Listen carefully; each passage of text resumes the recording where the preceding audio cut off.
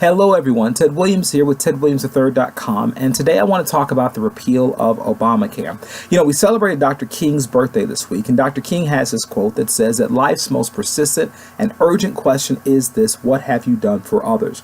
I think it's apropos that we talk about basically what's going to happen with 20 million people losing their health insurance when this president takes office. Now think about this. The House and the Senate have basically pushed and promised and actually put legislation forward to repeal Obamacare. The president-elect has promised that he'll do that on day one.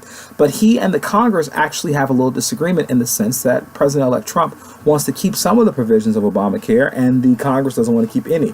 He wants to keep the protection against insurance companies discriminating against people for pre-existing conditions. He also wants to keep the protections against lifetime caps on benefits, and he also wants to keep the fact that children can stay on their parents' insurance until they're 26 years old. The Congress doesn't even want to keep that.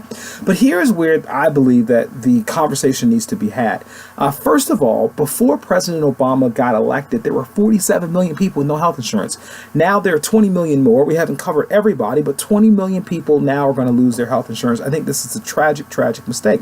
The irony in all of this is that President Obama's health care plan, and people forget this, was the Republican plan of the 1990s. Bob Dole pushed this plan. Mitt Romney pushed this plan. In fact, Mitt Romney adopted the plan in Massachusetts, called it not Obamacare, he called it Romneycare, and basically then campaigned against that same act when he ran for president.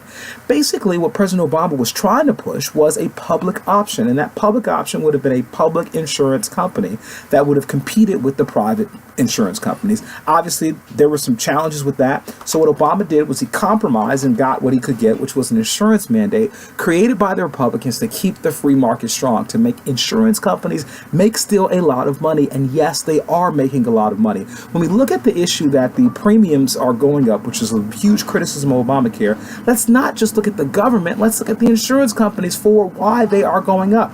Japan, for instance, has this amazing policy where they have price controls on health care coverage. So what happens is if someone goes to a doctor in Japan and they say, look, I cut my arm and I got to get stitches, 3 inches of stitches, and the government regulates how much the doctors and the insurance companies can charge. So then if it's 6 inches or 7 inches or whatever, there are different prices for all of that. So what if we keep Obamacare, we keep coverage for everybody, we make sure basically the expansion of Medicare, and Medicaid, which has actually helped millions of people get insurance, what if we keep that and then regulate the prices?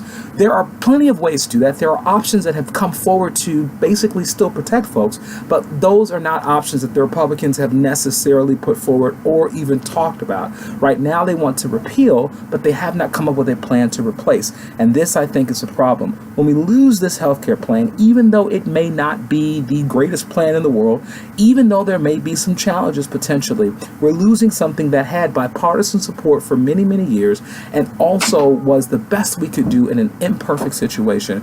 It is a real tragedy, and I do believe it's going to make America sick again.